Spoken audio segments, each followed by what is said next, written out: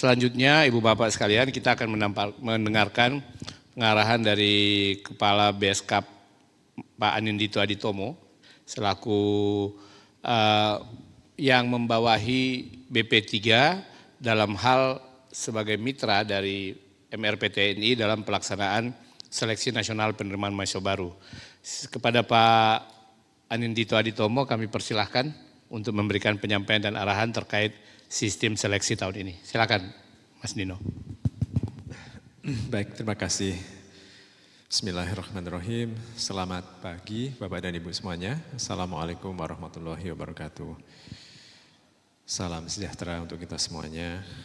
Yang saya hormati para kolega di Kemdikbud, Pak Dirjen Diktiristek, Prof. Haris, Ibu Dirjen Vokasi, Bu Kiki, para ketua dan wakil ketua panitia SNPMB di pusat, Prof. Ganefri, Prof. Rina, Prof. Wolok yang selalu bersedia menjadi moderator dan selalu menjalankan peran dengan baik sekali.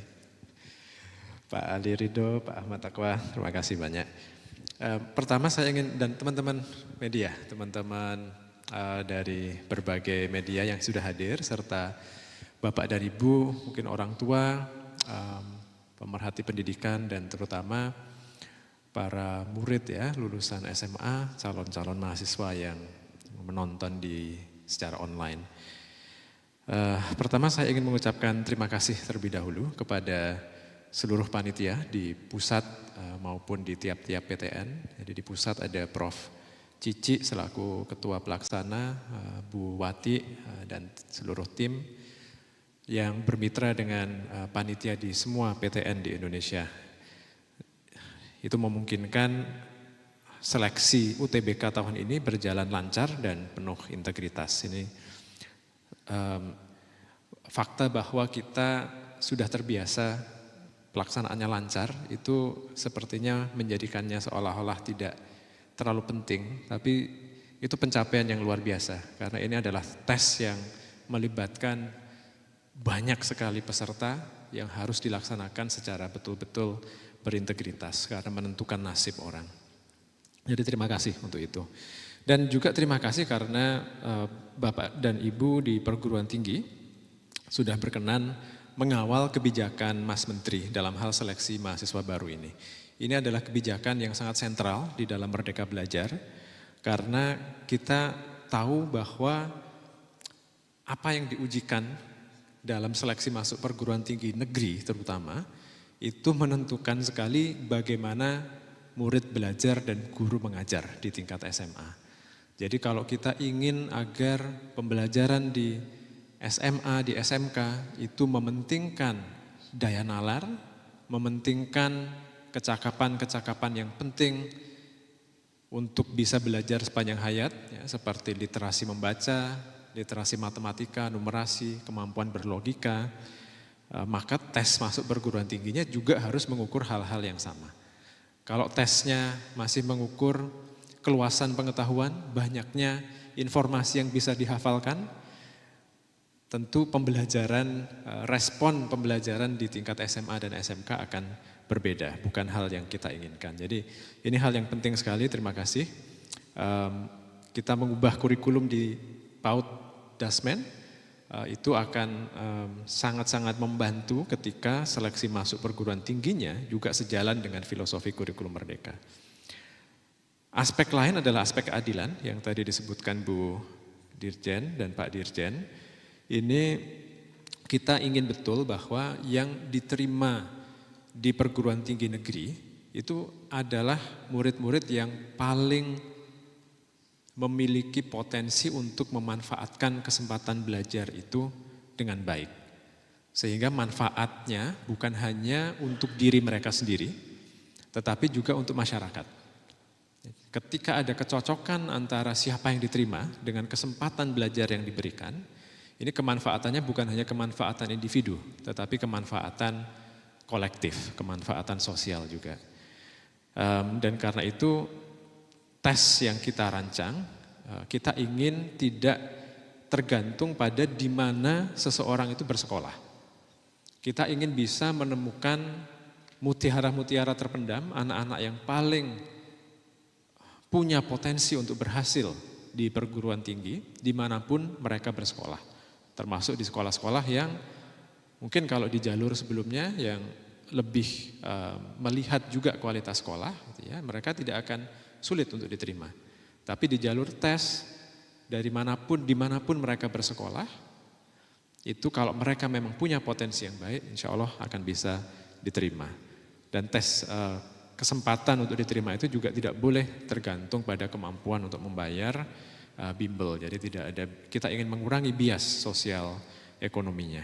Jadi sekali lagi ini hal yang menjadi tujuan dari perubahan kebijakan seleksi penerimaan mahasiswa baru di PTN. Dan insya Allah data-data yang kita lihat ini menunjukkan bahwa sudah mengarah ke tujuan-tujuan tersebut ya. Nanti akan dipaparkan juga bahwa lulusan kurikulum merdeka itu mendapatkan skor yang lebih tinggi dibandingkan lulusan dari kurikulum yang lain. Jadi ini salah satu indikasi bahwa kebijakan kita sudah mulai nyambung ya. Ketika seseorang itu mendapatkan pembelajaran yang orientasinya pada daya nalar, pada literasi dan numerasi, mereka juga lebih tinggi nilainya di UTBK ketika seleksi masuk ke perguruan tinggi negeri. Hal baru tahun ini adalah bahwa kita kita mengubah ketentuan mengenai pilihan prodi. Seorang calon mahasiswa boleh memilih 4 prodi maksimum, tapi ketika mereka memilih prodi ketiga, pilihan ketiganya harus dari vokasi. Demikian juga dengan pilihan keempatnya. Dan yang lebih penting lagi adalah kita membatasi bahwa seseorang yang sudah diterima dan mendaftar ulang di UTBK itu tidak boleh mendaftar di jalur mandiri. Ini kita komunikasikan berkali-kali karena hal yang baru dan niatnya adalah agar calon mahasiswa itu memilih betul-betul berdasarkan minat dan aspirasi karir dan bakat mereka, bukan sebagai cadangan. Pilihan ketiga ini aja supaya saya kesempatan diterimanya tinggi gitu ya. Tapi betul-betul memilih sesuai dengan apa yang mereka inginkan untuk karir ke depannya, sesuai dengan aspirasi dan bakat minat mereka. Nanti Prof. Ganefri juga akan memaparkan bahwa alhamdulillah kebijakan ini juga sudah berhasil untuk meningkatkan baik jumlah pelamar kepada prodi-prodi vokasi yang meningkat sangat signifikan, tapi juga kualitas pelamarnya. Jadi, skor UTBK yang melamar di prodi D3 dan D4 itu mengalami kenaikan signifikan dibandingkan tahun-tahun sebelumnya. Jadi moga-moga nanti anak-anak yang memang bakat dan minatnya itu lebih cocok ke vokasi, betul juga mendapatkan kesempatan belajar di jurusan-jurusan yang sesuai dengan bakat dan minat mereka. Terakhir untuk adik-adik yang sudah nanti dinyatakan lulus, kami ucapkan selamat. Kami mohon supaya daftar ulang, ini pesan yang harus kita ulang-ulang terus, mohon daftar ulang dan manfaatkan betul kesempatan belajar di tempat di mana Anda diterima. Ini adalah privilege yang luar biasa bagi kita di Indonesia karena baru 30% ya Pak Dirjen ya yang mendapatkan kesempatan untuk belajar di perguruan tinggi, apalagi perguruan tinggi negeri. Untuk yang belum lulus, adik-adik pasti kecewa boleh, tapi jangan putus asa, bangkit kembali dan segera susun strategi, ambil langkah-langkah konkret untuk